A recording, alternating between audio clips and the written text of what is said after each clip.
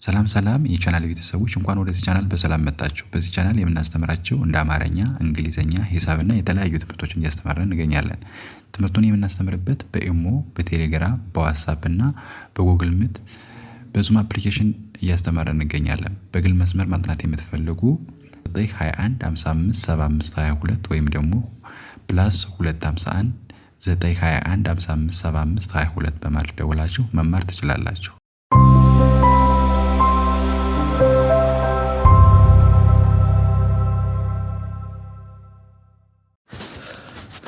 ሰላም ሰላም እንዴት ናችሁ የቻናል ቤተሰቦች? ዛሬ ይዤላችሁ የመጣው አማርኛ ፊደሎችን ይሆናል ማለት ነው። አማርኛ ፊደሎችን ከመጀመሪያዋ ከሀ ፊደል ጀምሬ የአማርኛ መጀመሪያ ሀ ፊደል ናት። ከሀ ፊደል ጀምሬ እስከ አ ያሉ ፊደሎችን እንለማመዳለን እናያለን ማለት ነው። እስከ ቪዲዮ መጨረሻ ድረስ አብራችሁ ከኔ ጋር ፊደሎችን እኔ ጋር በመቁጠርና በመለማመድ ደብተራችሁ ላይ በመጻፍ ፊደል እንዴት ማወቅ እንዳለባችሁ እንማራለን ማለት ነው። እስከ ቪዲዮ መጨረሻ ድረስ ከኔ ጋር አብራችሁ ተለማመዱ።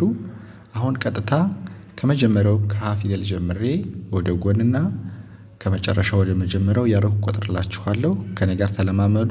በተለይ ጀማሪና ፊደል መለማመድ ላይ ላላችሁ ተማሪዎች ይህ ቪዲዮ ለእናንተ በደንብ ይጠቅማችኋል ማለት ነው። ከኔ ጋር አብራችሁ በመቁጠር ቪዲዮውን ደግሞ እያዞራችሁ በመለማመድ እንዴት መያዝ እንዳለባችሁ አብረን እናያለን ማለት ነው። ቀጥታ ወደ ቪዲዮ እገባለሁ። መልካም ቆይታ ይሆንላችሁ። እሺ መጀመሪያ እንግዲህ የአማርኛ ፊደል መጀመሪያዋ ሀ ትባላለች። ሀሌታ ሀ ነች። ሀ ሚል ድምፅ አላት። ወደ ላይ ዙራ የተጻፈች ማለት ነው። ሀ ሁ ሂ ሃ ሄ ህ ሆ ሚል ድምፅ ነው የሚኖራት ማለት ነው። ስትቆጥሩት ወደ ጎን ስትቆጥሩት ወደ መጀመሪያ ጀምራችሁ ስትቆጥሩት እንደዚህ አይነት ድምፅ ያወጣል ማለት ነው። ከዛ ወደ መጣንበት ስንቆጥረው ደግሞ መጨረሻዋ ድምፅ ሆ ሚል ድምፅ ይኖራታል። የፊደል አቀማመጧ ወይም ቅርጿ አጻጻፏ ከላይ ካናቷ ቀለበት ነው የሚኖራት። ሆ ሚል ድምፅ ይኖራታል ማለት ነው። ህ ስንል ደግሞ ስድስተኛ ነው። የፊደሏን ለመለየት ካናቷ ላይ ዝግዛግ ወይም ደግሞ ምልክት አለው ማለት ነው። እዚህ ላይ ያለው እግሩ ማለት ነው። ከዛ አምስተኛ ሄ የሚል ድምፅ ይኖረዋል። ሄ የምትለዋ ደግሞ እግሯ ቀለበት ነው ማለት ነው። እግሯ ላይ ቀለበት ነው። ከዛ ሀ ስንል አራተኛ በዚህ በኩል ያለው እግሩ ቀጥሎ የወረደ ይሆናል። ድምፁ ሀ ነው የሚለው ማለት ነው። ሂ ሶስተኛዋ ነች። ሁ ሁለተኛው ነው። ሀ የመጀመሪያው ድምፅ ማለት ነው። ስለዚህ ይሄን ይመስላል ማለት ነው። እናንተ በዚህ መልኩ ነው ፊደሎችን መያዝ የምትችሉት እና የፊደሎችን አቀማመጥ ቅርጽ ማወቅ የምትችሉት በዚህ መልኩ ነው ማለት ነው። እሺ ሆ ህ ሄ ሃ ሂ ሁ ሃ የሚል ድምፅ ይኖረዋል ማለት ነው። እንግዲህ የመጀመሪያው የአማርኛ ፊደል ሀ ይሄን ከያዛችሁ በኋላ ቀጥላ ያለችዋ ለ ትባላለች። እንግዲህ አሁን ባስረዳኋችሁ መልኩ ለንም መቁጠር ይቻላል ማለት ነው። ስለዚህ ለ የሚል ድምፅ ይኖራታል። እቺ ለ ፊደል ለ ሉ ሊ ላ ሌ ል ሎ የሚል ድምፅ ይኖረዋል ማለት ነው። ይሄም እንግዲህ ወደዚህ ወደ ጎን ስትቆጥሩት ዝም ብሎ ማነምነብ ወይም ደግሞ በአፍ ልምድ የሚቆጠር ስለሆነ ሊቀላችሁ ይችላል ማለት ነው። እንደዚህ በመቁጠር እናንተ የምትይዙት ወደዚህ በደንብ አድርጋችሁ የምታዩትና የፊደሎችን ቅርጽ የምታዩት ከዛ በኋላ ነው ማንበብ የምትችሉት ማለት ነው። ስለዚህ የመጨረሻው ሎ ይላል። የሎ መጨረሻ ደግሞ ከዚህ ከጎኑ ላይ ቅጥላት ኖሮት ቀለበት ነው የሚኖረው ማለት ነው። ል ስንል ደግሞ በስተውስጥ ቀለበት ይኖረዋል። ሌ በስተውጭ ቀለበት። ላ አራተኛ አንድ እግሯ ረጅም አንዷ እግር አጭር ይሆናል። ሊ ሶስተኛ እግሯ ላይ ቅጥላት ይኖራታል። ሉ ስንል ከጎኑ ቅጥላት ይኖረዋል። ለመጀመሪያ ድምፅ ነው ማለት ነው። በዚህ መልኩ መያዝ ትችላላችሁ እና ቪዲዮውን ደግሞ እያዞራችሁ አሁን ላይ ግልጽ ካልሆነ እያዞራችሁ እዩት ማለት ነው። መጨረሻው ሎ ል ሌ ላ ሊ ሉ ለ የሚል ድምፅ ይኖረዋል ማለት ነው። ኦኬ ከለ ፊደል ቀጥላ ደግሞ ሀ ትባላለች። እቺ ሀ ፊደል ከዚችኛዋ ጋር ተመሳሳይ ድምጽ ነው የሚኖረው ወይም ደግሞ ከአፍ ላይ የምናወጣው ነገር ተመሳሳይ ይሆናል። የሚለያየው በቅርጽ ስለሆነ የፊደሎችን ቅርጻቸውን መለየት ነው ማለት ነው። ይችኛዋ ወደ ላይ ዙራ ስትጻፍ ይቺ ወደ ታች 3 እግር ያላት ትሆናለች። በአጠራር ደግሞ ሀሌታ ሀና ሀመርኋ ሀ በሚባል ነው የሚለዩት። ይችም ሀ ፊደል መሆኗን በደንብ ማወቅ ማለት ነው። ሀ ሁ ሂ ሃ ሄ ህ ሆ የሚል ድምጽ ነው የሚኖረው። ከዛ ወደ መጣንበት ደግሞ ሆ መጨረሻው ነው በዚህ በኩል ያለው እግር ረጅም ይሆናል ማለት ነው። ባለ እግር ፊደሎች በዚህ በኩል ያለው እግር ረጅም ይሆናል፣ በዚህ ሁለቶቹ እግር አጭር ይሆናሉ። ሆ የሚለው ድምጽ ህ ስንል ከላይ እንደዚህ ምልስ ያለ ስለሚኖረው 6ኛ ነው። ሄ 5 ቀለበት አላት። ሀ 4ኛ በዚህ በኩል ያለው እግሯ ረጅም ይሆናል። ከዚህ ጋር በተቃራኒ ማለት ነው። በዚህ በኩል ያለው እግር ረጅም ይሆናል። ሂ 3ኛ ነው። ሁ 2 ሀ የመጀመሪያው ድምጽ ማለት ነው። በዚህ እንደዚህ በመያዝ ትችላላችሁ። ሆ ህ ሄ ሃ ሂ ሁ ሃ ሚል ድምጽ ይኖረዋል ማለት ነው። እንደዛ አድርጋችሁ መያዝ። ኦኬ ስለዚህ ከሀ ፊደል ቀጥላ መ ትባላለች። እቺ ደግሞ መ ሙ ሚ ማ ሜ መ ሞ ሚል ድምጽ ይኖረዋል። ከዛ ወደ መጣንበት ሞ ሚለው የመጨረሻው ሞ ሚለው ድምጽ አቀማመጡ በደንብ ማየት ከሌሎቹ የሚለዩበትን ቅርጽ ማለት ነው። ድምፁ ደግሞ ሞ ሚል ድምጽ ስለሚኖረው በዚህ በኩል እግሩ ተቀጠለና በዚህ በኩል ባለው ላይ ማለት ነው ቀጥ ብሎ ወረደ ሞ ሚል ድምጽ ይኖረዋል። ም ስንል ልክ እንደ ሞ አይነት አጻጻፍ ኖረውና እግሩ ዘወር ትንሽ ማለት ነው ወደኋላ ዘወር። ድምፁ ምን ይላል? ም ይላል። ሜ ስንል ቀለበት ነው። ሁሌም ቢሆን አምስተኞች ቀለበት ነው የሚኖራቸው ከእግራቸው። ማ ስንል ደግሞ እግሩ ቤት ነው የወረደው በዚህኛው በኩል የነዚህ የመጨረሻና የስድስተኛዋ ድምጽ በዚህ በኩል አይደል? የአራተኛው ደግሞ በዚህ በኩል ባለው እግሩ ነው የወረደ ማለት ነው ቀጥሎ። ስለዚህ ማ ሚል ድምጽ ይኖረዋል። ሚ 3ኛ እግሯ ሸፋፋ ነች። ሙ 2ኛ መ መጀመሪያ ማለት ነው። እንደዛ አድርጋችሁ ነው መያዝ የምትችሉት ፊደል። እሺ ሞ ም ሜ ማ ሚ ሙ መ ሚል ድምጽ ይኖረዋል ማለት ነው። ኦኬ ከመቀጥሎ ደግሞ ሰ ምትባል ፊደል ናት ማለት ነው። ሰ ሱ ሲ ሳ ሴ ስ ሶ የሚል ድምጽ ይኖረዋል ማለት ነው። እሺ ወደ መጣንበት ቁጥር ደግሞ ሶ ሚለው በዚህ በኩል ያለችዋ እግር በመሃል ላይ ማለት ነው። በመሃል ላይ ባለው እግሩ ነው የወረደው ሶ መጨረሻው ማለት ነው። ሶ ስ ስንል በዚህኛው እግሩ ባለው ወረደና ትንሽ ጠመም ዘወር አለ በደንብ ማለት ነው። ከዛ ሴ ቀለበት ናቸው። ሳ በዚህኛው ባለው እግሩ ቀጥሎ ወረደ ማለት ነው። ሲ 3ኛ ሸፋፋ ነች። ሱ 2ኛ ሰ መጀመሪያ። እንደዛ አድርጋችሁ መያዘች ፊደል ሰ ትባላለች። ወደ ላይ ዞር ያተጻፈች 3 ጣት ያላት ማለት ነው። ሶ ስ ሴ ሳ ሲ ሱ ሰ የሚል ድምጽ ይኖረዋል ማለት ነው። ከሰ ፊደል ቀጥላ ደግሞ ረ ትባላለች። ረ ሩ ሪ ራ ሬ ር ሮ የሚል ድምጽ ይኖረዋል ማለት ነው። ወደ መጣንበት ሮ መጨረሻ ነው። መጨረሻው ድምጽ ካናቱ ላይ ቀለበት ይኖረዋል። ሰፋ ብሎ ተጽፎ ካናቱ ቀለበት። ር ስንል 6ኛ ሰፊው የተጽፋ ፊቷ ወደዚህ የዞረች ማለት ነው። ሬ ስንል ደግሞ ቀለበት ነው የሚኖረው ከታች ከእግሩ። ራ ስንል ዝግዛግ አለው ማለት ነው። ራ 4ኛ ሬ 3ኛ ፊት ለፊቷ ላይ ዘወር ያለች ማለት ነው። በደንብ ዘወር ያለች። ሩ 2ኛ ከታች በኩል ቅጥላት ይኖረዋል። ረ መጀመሪያ ነው። በእንደዚህ መያዝ ትችላላችሁ ማለት ነው።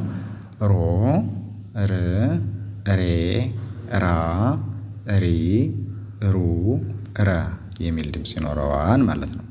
ኦኬ ከረ ፊደል ቀጥሎ ደግሞ ሰ ትባላለች። ሰ ሱ ሲ ሳ ሴ ስ ሶ የሚል ድምፅ ይኖረዋል ማለት ነው። ኦኬ ሰ ከላይ ሰ ፊደል አይተናል አይደል? ሰ የሚል ፊደል አይተናል። እችኛዋ ማለት ነው። እችኛዋም ሰ ናት። ሁለቶችም ሰ ፊደሎች ናቸው ማለት ነው። ሁለቶችም ሰ ፊደሎች ናቸው። በድምፅ በቅርጽ ብቻ ነው የሚለያዩት። በደንብ ማስተዋል። ሁለቶችም ቢመጡ ግን ሰ ብላችሁ ነው የምታነቡ ማለት ነው። ስታነቡ እንግዲህ የመጨረሻው ድምፅ ሶ የሚለው ነው። በዚህ በኩል ያለው እግሩ ረጅም ይሆናል፣ በዚህ አጭር ይሆናል ማለት ነው። ሶ ስ ስድስተኛ ነች። ካናቷ ጠማማ ነው የሚሆነው። ሴ ቀለበት አላት። ሳ አራተኛ፣ በዚህ በኩል እግር አጭር፣ በዚህ በኩል አጭር፣ በዚህ በኩል ረጅም ይሆናል ማለት ነው። ሴ ሶስተኛ ነው። ሱ ሁለት፣ ሰ መጀመሪያ ይሆናል ማለት ነው። እንደዛ አድርጋችሁ መያዝ ትችላላችሁ። ቀጥሎ ሸ ትባላለች። ሸ ሹ ሺ ሻ ሼ ሽ ሾ የሚል ድምፅ ይኖረዋል። ከዛ ሾ መጨረሻ አሁንም በዚህ በኩል ባለእግሮች ባይዘዊ እግር ያላቸው ፊደሎች እግራቸው አጭር እግራቸው ረጅም ይሆናል ማለት ነው። እንደዛ የሚሆኑ ፊደሎች ደግሞ የመጨረሻና አራተኛ ላይ ያለው ፊደል ባለእግሮች እግር አልባ እግር ያላቸው ተብሎ ስለሚከፈሉ ባለእግሮች አጭርና ረጅም ይሆናል። ያም የሆነው የመጨረሻ ፊደልና አራተኛ ያለው አንድ እግሩ አጭር አንድ እግሩ ረጅም ነው የሚሆነው፣ በተቃራኒ ማለት ነው። ስለዚህ ሾ በዚህ በኩል ረጅም በዚህ አጭር ይሆናል። ሽ ካናቱ ጠማማ ነው። ሼ ቀለበት አላት። ሻ አሁንም በዚህ በኩል አጭር በዚህ ረጅም ይሆናል ማለት ነው። ሺ ሶስተኛ፣ ሹ ሁለተኛ፣ ሸ መጀመሪያ ይሆናል ማለት ነው። እንደዚህ በማድረግ መያዝ ትችላላችሁ። በጣም ቀላል ነው። በደንብ ከተረዳችሁትና ቪዲዮን እያዞራችሁ ካያችሁት አማርኛ በእንደዚህ ከእኔ ጋር አብራችሁ ከበጠራችሁ ከዚህ ዩቲዩብ ላይ ማወቅ ትችላላችሁ ማለት ነው። ኦኬ ሾ ሽ ሼ ሻ ሺ ሹ ሸ የሚል ድምፅ ይኖረዋል ማለት ነው። ኦኬ ከሸ ፊደል ቀጥሎ ደግሞ ቀ ትባላለች። ቀ ቁ ቂ ቃ ቄ ቅ ቆ የሚል ድምፅ ይኖረዋል። ከዛ መጨረሻው ቆ ካናቱ ቀለበት ነው የሚኖረው። ቅ እንደዚሁ ምልስ ያለ ይኖረዋል ከላይ ማለት ነው። ስድስተኛ ቄ ቀለበት ነች። ቃ የምትለዋ ደግሞ እግሯ ዞር ያለ ማለት ነው። ቄ ሶስተኛ፣ ቁ ሁለት፣ ቀ መጀመሪያ ይሆናል ማለት ነው። እንደዛ አድርጋችሁ መያዝ። ቆ ቅ ቄ ቃ ቂ ቁ ቀ የሚል ድምፅ ይኖረዋል ማለት ነው። እንዲያርጋችሁ መለማመድ ትችላላችሁ። ከቀ ፊደል ቀጥሎ ደግሞ በ ትባላለች። በ ቡ ቢ ባ ቤ ብ ቦ የሚል ድምፅ ነው የሚኖረው ማለት ነው። ከዛ ወደ መጣንበት ቦ ስንል በዚህ በኩል ያለው ረጅም በዚህ አጭር ይሆናል ማለት ነው። ብ ስድስተኛ በዚህ ጎኑ ላይ ቀጥላት ይኖረዋል። ቤ የምትለዋ ደግሞ ቀለበት ናት። ባ አራተኛ በዚህ ረጅም በዚህ አጭር፣ ቢ ሶስተኛ ሸፋፋ፣ ቦ ሁለት ቀጥላት በመጀመሪያ ማለት ነው። ቦ ብ ቤ ባ ቢ ቡ በ ባይዘው የአንድ ፊደል አቀማምጥና ቅርጽ በደንብ ከተረዳችሁት ሌሎችም ልክ ተመሳሳይ አይነት ቅርጽ ስለሚኖረው በዚያ መረዳት አለባችሁ ማለት ነው። እንደዛ አድርጋችሁ መረዳት ትችላላችሁና በጣም ቀላል ነው ማለት ነው። ኦኬ አሁን ደግሞ ከበ ፊደል ቀጥላ ያለችዋ ተ ትባላለች። ተን ደግሞ እናያለን ማለት ነው። ተ ይቺ ነች ማለት ነው። ተ ቱ ቲ ታ ቴ ት ቶ የሚል ድምፅ ይኖረዋል። እዛ ወደ መጣንበት ስንቆጥር ቶ ይኸው ከላይ ቀለበት ነው የሚኖረው። ት አሁንም ካናቱ ምልስ ያለ ይኖረዋል። ቴ ከታች ቀለበት ከእግሩ ማለት ነው። ታ አራተኛ እንደዚህ ጠማማ ማለት ነው ወደፊት። ቲ ሶስተኛ ሸፋፋ፣ ቱ የምትለዋ ሁለተኛው ደግሞ ጎኑ ቅጥላት ተመጀመሪያዋ ማለት ነው። ስለዚህ እንደዛ አድርጋችሁ መያዝ። ቶ ት ቴ ታ ቲ ቱ ተ የሚል ድምፅ ይኖረዋል ማለት ነው። ከተ ፊደል ቀጥላ ቸ ትባላለች። ቸ ልክ እንደተጻፈ ካናቷ ላይ መጨመር በጽሁፍ ደረጃ ማለት ነው። ቸ ይላል። ቹ ቺ ቻ ቼ ቺ ቾ የሚል ድምፅ ነው የሚኖረው። እንግዲህ መጨረሻው ቾ የሚለው ከላይ ቀለበት ኑሮት እንደዚህ ቅጥላት ነው። ቾ ሲሆን ከላይ ቅጥላት ማድረግ ቾ ች ቼ ቻ ቺ ሶስተኛ ቹ ሁለት ቸ መጀመሪያ ይሆናል ማለት ነው። ከቸ ፊደል ቀጥላ ደግሞ ሀ ትባላለች። እቺ ሀ ከላይ ሁለት ሀ አይተናል። እቺ ደግሞ ሶስተኛዋ ሀ ናት ማለት ነው። ቅርጻቸው ምንም አይገናኝም ግን በድምፅ አንድ ስለሆኑ እችም ሀ ናት ማለት ነው። ሀ ሁ ሂ ሃ ሄ ህ ሆ የሚል ድምፅ ይኖረዋል። ሆ መጨረሻ ሆ ፊት ለፊቱ ላይ ቀለበት ነው የሚኖረው ማለት ነው። ህ እዚህ ካናቷ ወደታች ጠመም ያላላት ሄ ቀለበት ነው። ሃ ወደዚህ ፊቱ ዙሮ ገደም ያለ ማለት ነው። ሄ ሶስተኛ ዙሮ ሸፋፋ ሆ ሁለት ቅጥላት ኸ መጀመሪያዋ ማለት ነው። እንደዛ አድርጋችሁ መያዝ ሆ ህ ሄ ሃ ሂ ሁ ሃ የሚል ድምፅ ይኖረዋል ማለት ነው። ከሀ ፊደል ቀጥላ ነ ትባላለች። ነ ኑ ኒ ና ኔ ን ኖ የሚል ድምፅ ነው የሚኖረው። ከዛ ወደ መጣንበት ኖ መጨረሻ ነው። አሁንም ህናቱ ቀለበት ነው የሚኖረው ፊቱ ዙሮ ማለት ነው። ን ዝግዛግ ነው። ኔ ቀለበት ነው። ና ልክ እንደ ማጭድ አይነት ቅርጽ ያላት ፊቷ የዞረች ማለት ነው። ኒ ሶስተኛ ሸፋፋ ማለት ነው። ኑ ሁለት ጎን ቅጥላት ነ መጀመሪያ ማለት ነው። እንደዛ አድርጋችሁ መያዝ ኖ ን ኔ ና ኒ ኑ ነ የሚል ድምፅ ይኖረዋል ማለት ነው። ከነ ፊደል ቀጥሎ ደግሞ ኘ ትባላለች። ኘ ኙ ኚ ኛ ኜ ኚ ኞ ይላል ማለት ነው። ኚ ከዛ ኞ ኞ የሚለው መጨረሻው ነው። ካናቱ አሁንም ቀለበት ነው የሚኖረው ፊት ለፊቱ ላይ ቅጥላት ይሄ ያለው ግን የምትለዩት በች ዜሮ ሆና ቀለበት በሆነችዋ ማለት ነው።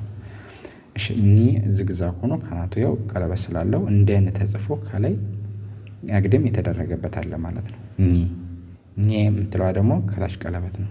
ኛ ልክ እንደ ነ ፊቱ ወደዚህ ዙሮ ከላይ ያው ቅጥላቱ ስላለ እኛ የሚል ድምፅ ይኖረዋል። ኚ ሶስተኛ ሸፋፋ ናች።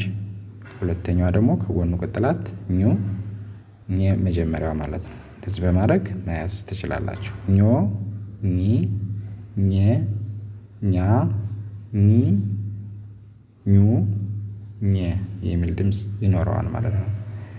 ከኘ ፊደል ቀጥላ ደግሞ አ ትባላለች።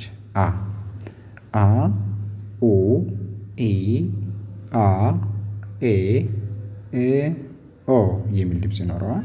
ከዛ ወደ መጣንበት ኦ ስንል በዚህ በኩል ረጅም በዚህ አጭር ነው የሚሆነው። እ ስንል ደግሞ ዝግዛግ ነው ካናቱ።